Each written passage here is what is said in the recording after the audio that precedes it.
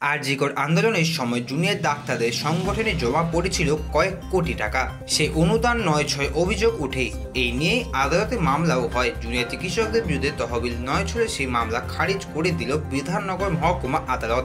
হ্যাঁ দর্শক, কিন্তু এই মুহূর্তে সবচেয়ে বড় খবর, আপনারা দেখছেন চিত্রবার্তা ইউটিউব চ্যানেলটিকে এখন সাবস্ক্রাইব করুন, ভিডিও শেষ পর্যন্ত দেখতে থাকুন। মামলা খারিজ হওয়ার পরই জুনিয়র ডাক্তারদের বক্তব্য, আন্দোলনকে কালিমা লিপ্ত করা এবং গণ আন্দোলনে কণ্ঠরোধ করাই এই মামলার উদ্দেশ্য ছিল।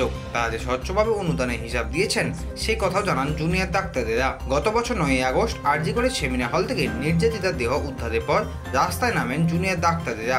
সাধারণ মানুষের পাশাপাশি আন্দোলনও শুরু করেন তারা। সেই সময় ওয়েস্ট বেঙ্গল জুনিয়র ডক্টরস গঠন হয়। সেই সংগঠনে কয়েক কোটি টাকা জমা পড়ে।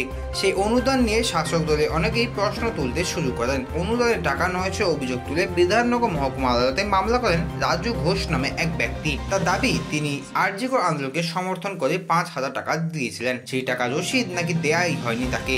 অনুদানের টাকা অন্য কাজে ব্যবহার করা হয়েছে বলে তিনি অভিযোগ করেন। তার সেই মামলা খারিজ করে দিল এবার বিধাননগর মহকুমা আদালত।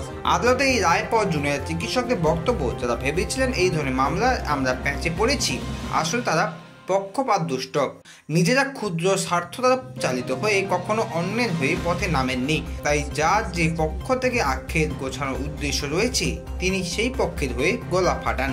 বুধবার WBJDF তাদের অনুদানের হিসাব সামনে আনে, যেখানে জুনিয়র ডাক্তাররা জানান মোট 3,28,21,135 টাকা অনুদান পেয়েছিলেন। তার মধ্যে 1,37,53,998 টাকা খরচ হয়েছে। এখনো তাদের হাতে আছে 2,29,77,066 টাকা।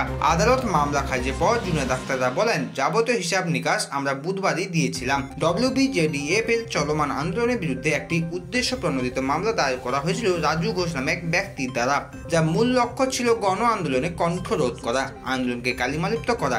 শাসক গোষ্ঠী প্রত্যক্ষ বা পরোক্ষ মদতে পরিচালিত এই মামলার ভিত্তি ছিল সম্পূর্ণ অসার ও কাল্পনিক। বিধাননগর আদালতে বিচারক সেই মামলা খারিজ করে দিয়ে স্পষ্টভাবে জানিয়ে দিয়েছেন এই অভিযোগে কোনো বাস্তব ভিত্তি নেই।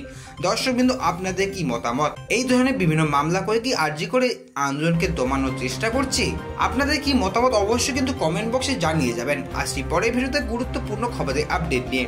সুস্থ থাকুন, ভালো থাকুন, নজর রাখুন চিত্রবার্তা ইউটিউব চ্যানেলে নতুন হয়ে থাকলে এখনই চ্যানেলটিকে সাবস্ক্রাইব করতে ভুলবেন না।